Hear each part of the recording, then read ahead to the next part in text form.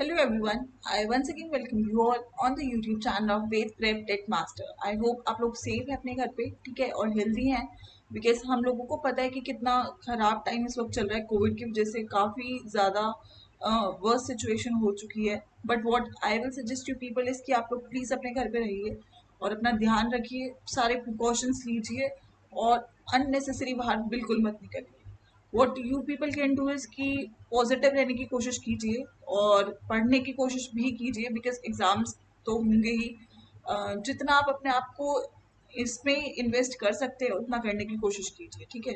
Just हम लोग कोशिश कर रहे हैं कि हम लोग आपके साथ रहें, आपको कंटेंट प्रोवाइड करवा सकें और जितनी भी आपकी डिसकंटिन्यूटी पढ़ाई में है वो ना आ पाए।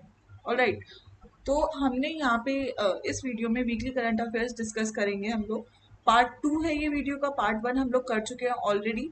हमने स्टार्ट किया था ये फर्स्ट वीक ऑफ मार्च से और ये हमारी वीडियो में सेकेंड वीक ऑफ मार्च की करंट अफेयर्स रहेंगी। सबसे पहले बात करते हैं नेशनल हेडलाइंस की। अगर नेशनल हेडलाइंस की बात करें तो सबसे पहले न्यूज जो थी उस वीक के लिए वो था कि prime minister Shri Narendra Modi has inaugurated the Maitri Setu bridge between India and Bangladesh through video conferencing. तो ये जो मैत्री सेतु ब्रिज है इसका जो है इनॉग्रेशन हुआ था एंड ये ब्रिज कनेक्ट कर रहा है इंडिया और बांग्लादेश को। इंडिया की अगर हम बात करें तो इंडिया में जो नॉर्थ ईस्टर्न रीजन है उसको बेसिकली ये कनेक्ट कर रहा है बांग्लादेश से और उस रीजन को स्ट्रेंथन करने के लिए ये ब्रिज अपना रोल प्ले करेगा, ठीक है। उसके बाद अगर हम बात करते हैं अगली न्यूज की, the first forest healing centre of the country was inaugurated at Ranikhet in कलेका उत्तराखंड।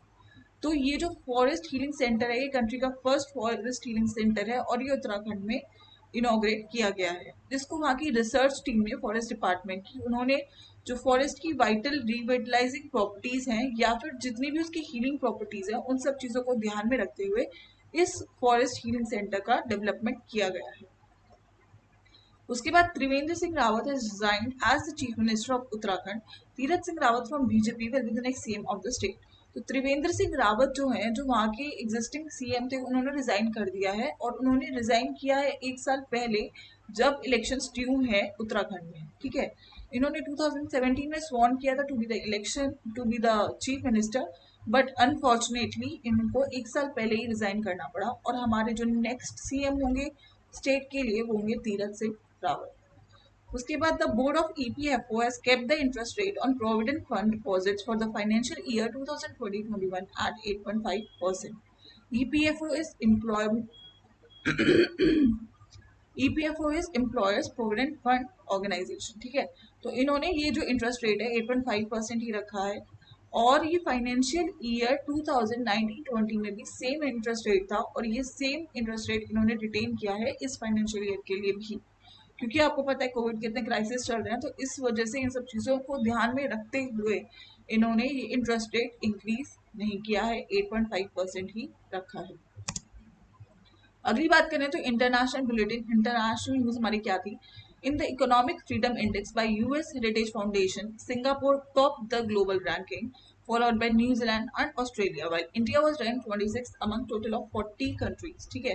तो ये एक इंडेक्स है जो यूएस के थिंक टैंक के द्वारा हर साल रिलीज करी जाती है। इसमें नंबर 1 पे हमारा जो है सिंगापुर रहा और सेकंड पे न्यूजीलैंड और थर्ड पे ऑस्ट्रेलिया। अगर बात करें इंडिया की तो इंडिया की रैंक 26 थी out of the total 40 countries, right. ये इंडेक्स हमें बताती है कि किस कंट्री में इकोनॉमिक फ्रीडम कितनी है और वो डायरेक्टली रिलेट की जाती है उस कंट्री में प्रोस्पेरिटी कितनी है, ठीक है। उसके अलावा एक और चीज थी जिसकी वजह से ये इंडेक्स न्यूज में था, क्योंकि इसमें हांगकांग को सबसे पहली बार इसको जो इस लिस्ट है उसमें इंक्लूड नहीं किया गया और इसका रीजन उन्होंने ये बोला क्योंकि वो अब डायरेक्ट कंट्रोल रीजन के आ गया है, इस वजह से हांगकांग को उन्होंने इस लिस्ट से एक्सक्लूड कर दिया।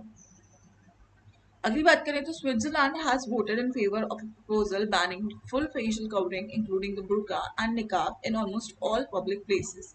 तो स्विट्जरलैंड में एक कॉन्ट्रोवर्शियल जो है वोटिंग हुई एक प्रपोजल के ऊपर जो ऑब्वियसली कॉन्ट्रोवर्शियल था और उसमें 51.2% लोगों ने उस प्रपोजल के फेवर में वोट करके जो फेशियल कवरिंग या जिसको हम बुर्का या नकाब बोलते हैं उसको बैन करवा दिया है पब्लिक प्लेसेस में, ठीक है। तो स्विट्जरलैंड में ये हुआ है और वोट जो डले थे वो 51.2% लोगों ने इस प्रपोजल के क्या कहते हैं सपोर्ट में वोट डाला, ठीक है। फिर अगर हम अगली बात करें तो Mohammad Issoufou, the incumbent president of Niger, has won the 2020 Ibrahim Prize for Achievement in African Leadership, the world's largest leadership prize worth $5 million. ठीक है, तो इनको ये प्राइज मिला है। अगली बात करते हैं अपॉइंटमेंट्स जो उस वीक में हुए थे। तो CAG is Chief Auditor General Girish Chandra Murmu has been reappointed as the chairman of the panel of external auditors of the United Nations for the year 2021. तो इस ईयर में इनको दोबारा से रीअपॉइंट कर दिया गया है as the chairman of the panel of external auditors of the United Nations. पहले भी यही थे और इस साल के लिए भी इन्हीं को रीअपॉइंट कर दिया गया है।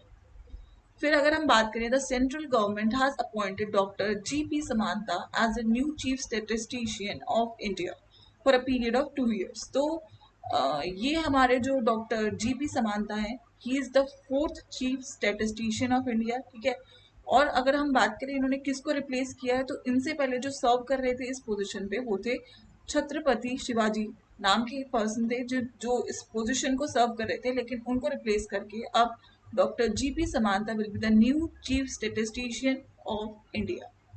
ठीक है, अगली बात करें the India Uzbekistan joint military exercise Dustlik 2 has commenced in foreign trading node Ranikhet in Uttarakhand. तो ये जो मिलिट्री एक्सरसाइज थी ये स्टार्ट हुई, इसका नाम है डस्लिक 2। किस किस के बीच में होती है, इंडिया और उज्बेकिस्तान के बीच में, और ये बायलेटरल होती है। तो इसका सेकेंड पार्ट जो है ये इंडिया में अभी हो रहा है और ये 19 मार्च तक ड्यू था। ठीक है, इसका फर्स्ट पार्ट जो था नवंबर 2019 में हुआ था उज्बेकिस्तान में, और इसका जो सेकेंड पार्ट है वो इसका अब हुआ है इंडिया में, and it will and on 19 March.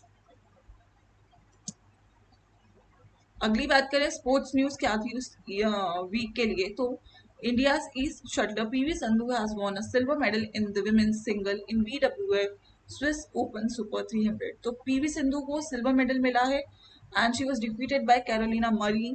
Carolina Marin is world's number 3 in the ranking and PV Sindhu is world's number 7. Okay, also Carolina marine जो है ओलंपिक चैंपियन है, तो उनके थ्रू PV सिंधु डिफीट हुई and she von a silver medal for this tournament that is BWF Swiss open जो Switzerland में हुआ था। ठीक है, फिर हमारी कुछ स्पोर्ट्स की न्यूज थी। India spinner Ravichandran Ashwin was awarded the ICC player of the month award for February. Alright, अगली बात करें तो India will play the inaugural world test championship final against New Zealand at England from June 18 to 22। तो जो सबसे पहली बार हो रहा है ये वर्ल्ड टेस्ट चैंपियनशिप, और इसके लिए इंडिया क्वालिफाई कर चुकी है, और इंडिया किसके अगेंस्ट खेलने वाली है, न्यूजीलैंड के अगेंस्ट खेलेगी वो ये जो मैच है, और ये मैच होगा इंग्लैंड में। ओके, तो ये पहली बार हो रहा है और इंडिया ने इसके लिए क्वालिफाई किया है, और अब वो फाइनल में पार्टिसिपेट करेगी न्यूजीलैंड के अगेंस्ट में।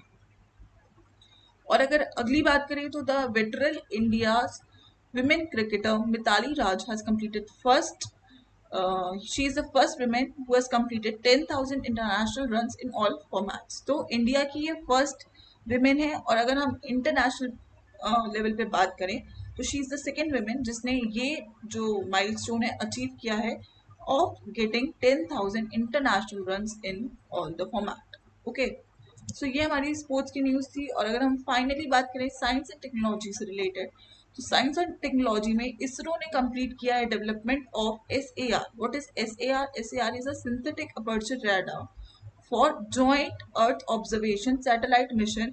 और किसके साथ इसने करा? It was a combined mission and it was combined with NASA. तो इसको नासा इसरो सार करके इस मिशन का नाम दिया गया है।